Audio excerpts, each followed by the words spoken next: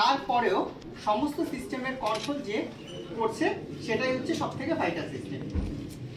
সেটা চোখে দেখা যায় না এই কারণে, কারণ আমাদের শরীরে কোথায় জীবন আছে এই জিনিসটা তো আমরা দেখতে পাই না, কোনো পরীক্ষায় সেটা প্রমাণিত হয় না। তাই সব থেকে ভাইটাল যে সিস্টেমটা, আমরা যখন জড় জগতে আছি, জড় জগতে থেকে আমাদের সব থেকে ভাইটাল মনে হচ্ছে সেন্ট্রাল নার্ভাস সিস্টেমকে, এবং আমরা যখন যুক্তির জগতে যাচ্ছি তখন দেখছি তার উপরে একটা সিস্টেম আছে যেটা আমাদের সমস্ত সিস্টেমকে এক সূত্রে বেঁধে রেখেছে। সমস্ত সিস্টেমকে যে এক সূত্রে বেঁধে রেখেছে সেই সিস্টেমটার নাম হচ্ছে ভাইটাল সিস্টেম, ভাইটাল প্রিন্সিপাল, আর যে শক্তি দিয়ে বাঁধা আছে তার নাম ভাইটাল ফোর্স। ডিস্ট্রাকশন অর্থাৎ তার বিকৃতি, ডাইনামিক ডিস্ট্রাকশন অর্থাৎ সূক্ষ্ম বিকৃতি। কেন এটা সূক্ষ্ম? কারণ স্থূল আকারে আমরা তার দেখতে পাই না। ডিজিজ, রোগ, হোমিওপ্যাথি পরিভাষায় রোগ কাকে বলে? জীবনী শক্তির সূক্ষ্ম বিকৃতি হচ্ছে রোগ। অর্থাৎ এই যে সম্পূর্ণ সিস্টেম যেটা আমরা বলছি যে চোখে দেখা যায় না, অথচ তার যুক্তি দিয়ে আমরা বুঝতে পারি যে সেটা আছে এবং তার সূক্ষ্ম বিকৃতি হলে সেটাই হচ্ছে রোগ। এবং এই সিস্টেমটাই আমাদের শরীরে একমাত্র সিস্টেম যে আমাদেরকে সুস্থও করতে পারে। কারো হাড় ভেঙে গেল, এটা হয় নাকি আপনি ওষুধ খাবেন হাড় জোড়া লেগে যাবে? প্লাস্টার করতে হবে, হাড়ের সাথে হাড়ের টাচ আসবে, জীবনী শক্তি তাকে যুক্ত করবে, ভাইটাল প্রিন্সিপাল তাকে যুক্ত করবে, তাই না? তো এই শক্তির যখন সূক্ষ্ম বিকৃতি হচ্ছে অর্থাৎ সিস্টেম যখন ফল করছে সেটাই হচ্ছে রোগ। আর যেটা এত সূক্ষ্ম স্তরে হয় যেটা আমরা বাইরে থেকে দেখতে পাই না, ডাইনামিক স্তরে, এই সূক্ষ্ম বিকৃতি হচ্ছে রোগ।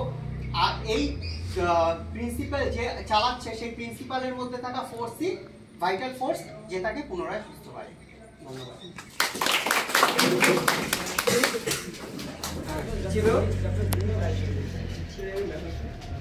রোগ, জীবন শক্তি, না না ইংরেজি ডাইনামিক ডিজিজ,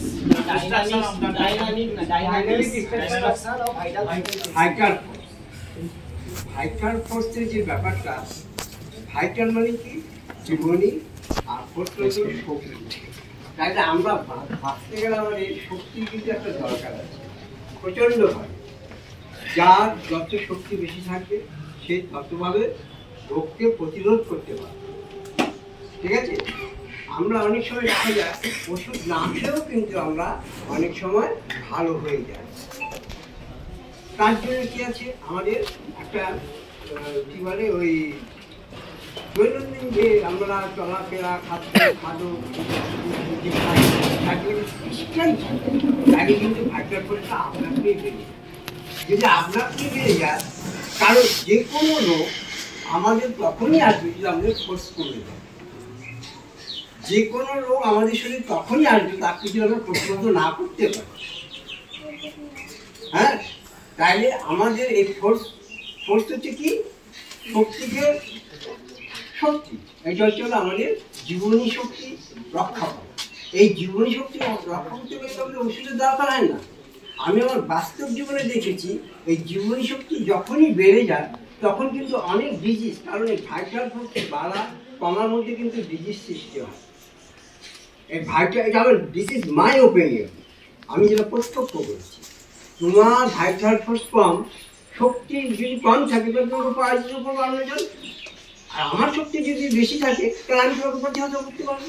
তেমনি তাই ভাইটাল ফোর্সের যদি শক্তি বেশি থাকে তাহলে যে কোনো ডিজিজ কিন্তু তার কাছে পড়া যায়। যার ফলে কী হবে, আমি দেখেছি যদি তুমি দৈনন্দিন রুটিনগুলো ফলো করো, তুমি যে নিয়মমাফিক ডায়েট কন্ট্রোল করো, তাহলে দেখবে তোমার জীবনী শক্তি বেড়ে যায়। এবং যেটা আমরা ওষুধের দ্বারা প্রতিহত করি, কিন্তু সেই ওষুধ আর দরকার হয় না, আপনা আপনি ভালো হয়ে যায়। হ্যাঁ, আপনা আপনি কিন্তু ভালো হয়ে যায়। তাহলে ভাইটাল ফোর্সের কিন্তু একটা বিশাল ভূমিকা রয়েছে মানুষের জীবনের উপর দিয়ে। ঠিক আছে? তাহলে এই ভাইটাল ফোর্সকে আমাকে সবসময় রক্ষা করতে হবে। তার জন্য আমাকে অনেক কিছু নিয়মমাফিক চলতে হবে। নিয়মমাফিক চললে ভাইটাল ফোর্স অনেক শক্তিমান হবে, যার ফলে কি হবে, অনেক ওষুধ যেটা আমরা রোগটাকে ওষুধ দিয়ে ভালো করি সেটা কিন্তু আপনা আপনি ভালো হয়ে যাওয়ার সম্ভাবনা আছে, এবং তোমার ব্যক্তিগত জীবনেও দেখবে। ব্যক্তিগত জীবনে দেখবি যদি আমি তো বলছি আগে, যে যার ফোর্স বেশি সে জিতে যাবে।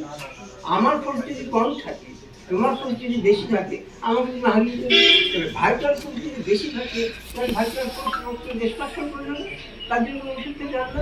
তাহলে ভাইটাল ফোর্সকে সবসময় আমাকে সঠিকভাবে কীভাবে বাড়ানো যায়, কীভাবে কমানো যায়, সেটা কিন্তু অনেকটা নিজের উপর নির্ভর করে।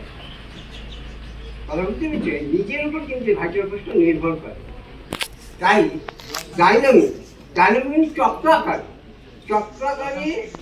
অর্থাৎ যদি আমরা যদি ভাইটাল ফোর্সটা যদি ক্রমশ বৃদ্ধি করি, ক্রমশ হ্রাস করি, চক্রাকার আকার ঘুরছে, যার জন্য ভাইটাল ফোর্সটা আমাকে সবসময় রক্ষা করে রাখতে হবে। তার ফলে কী হবে, আমরা মানসিক দিক থেকে বলো, সামাজিক দিক থেকে বলো, সব দিক থেকে কিন্তু আমরা খুব সুস্থভাবে নিজেকে পরিচালনা করতে পারি। এই বলে